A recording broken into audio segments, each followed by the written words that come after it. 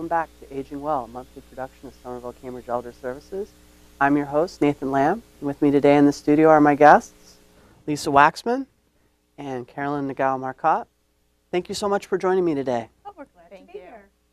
So we're gathered here today to talk about the Community Living Options Program at Somerville Cambridge Elder Services. This is a private pay program that provides a menu of services that's individualized to meet people's needs. And the two experts on this program are in the studio with us today, so we're going to learn a lot about it. I guess just to start, I'd start by asking, can you tell us a little bit about the Community Living Options Program and what it does? Oh, sure. So Somerville Cambridge Elder Services started this program about 2 years ago. We were receiving a number of calls from primarily out-of-town relatives who felt that their loved ones, their elder loved ones, needed increased oversight and involvement. Maybe there was a change in a medical condition or a decrease in cognitive functioning, so they were really concerned about their loved ones, and they needed some intensive oversight for the loved ones.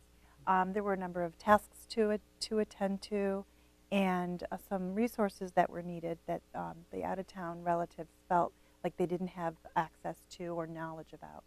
So they reached out to us, and since case management has always been a role that Somerville Cambridge Elder Services plays so well, we just felt like this was a natural offshoot of what we'd already been doing. And some of our social workers, our clinical social workers and nurses, felt this was a real natural extension of their role. And for those who don't know you, you are both clinical social workers. Yes. And just in brief, what are your roles with the program? What role do you play with CLO? So as social workers, we go in and we do an assessment of an elder's needs.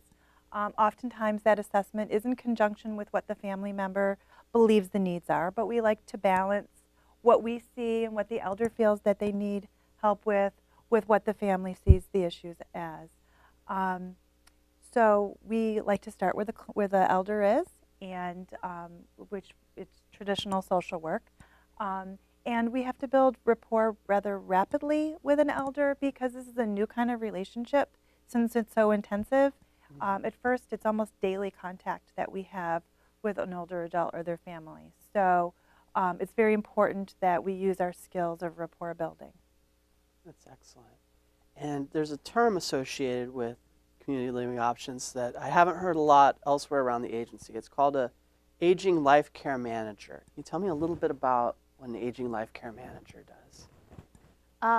So this is a role that was traditionally called a geriatric care manager, and just in the industry has been sort of changed to aging life care manager to better reflect the wide range of services that are provided. And I kind of see our role as really being problem solvers for the family. We start with an assessment and we identify what those needs are, and we sort of find the holes in the person's care, where the needs are that aren't being met, and then we work with the family to make a plan to meet those needs. Absolutely. So in some ways it's very similar to what we do through a program such as home care, but it doesn't have the eligibility requirements. But there's also like another sort of level to the level of services that's provided. What are some of the common services that people receive through the program? There's the assessment and the care plan. What are some of the other things that people might potentially plan through this program? So many times we'll get a call because a loved one is in the hospital, and a relative wants to plan a safe discharge. And oftentimes, if an elder's condition has deteriorated, they need a lot of oversight in addition to what they're going to get from the VNA and some of our state subsidized services. You know, older adults need somebody. They need an advocate to check on them daily to make sure that everything is coming together, and somebody who can hold all the different services together and manage all that.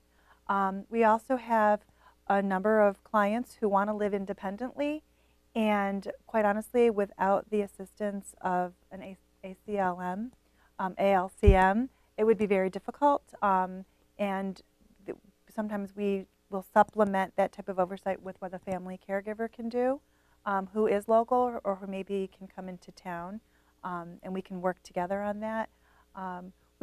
Our goal is to keep, help the elder stay in whatever environment he or she wants to be in. And oftentimes that's in the home that they've lived in. But there are a number of things that need to be attended to. There may be house repairs that need to be attended to. There may be pets that need to be taken care of. Of course, the elder's health and mental health and social activities. Sometimes those get to be a little bit too difficult to manage. Mm-hmm. So sometimes we see ourselves as executive secretaries because we can help people plan out their schedules and maybe plan their appointments, go with them to doctor's appointments, oversee some of the care that's given, and we can work with their providers to make sure that the care that is recommended from a medical standpoint is going to reflect what an elder can reasonably accommodate in the home. That's great. So it really does sound like it very much dovetails with a lot of what we do in our agency's mission, which is helping people, your life, your way at home. Mm-hmm. I think that one thing that's really special about this program, though, is that we're not constrained in any way by any kind of state programs, that we're really able to be with the family and with the elder where they're at and kind of work with whatever goals that they have and make that work. Mm-hmm. That's excellent. And I'm sorry. That's okay. And sometimes we become a very close confidant of our clients because it is such an involved kind of relationship. Just to give an example, most of our clients we see or talk to several times a week, and we become very involved in their lives, and it's a very special kind of relationship. They learn to rely on us and call upon us, and oftentimes we hear, I don't want to burden my children with this, but this is on my mind, and we can really help them think through some of the issues that they're having in their life. Mm-hmm. We can really serve as the point person for the family to alleviate some of that stress for them. It's really great. And one thing you're bringing to mind for me, it's interesting, as someone who's kind of a lay person who came into the agency, there's all these things that you guys do that you're pros at because you do it every day and it's what you do.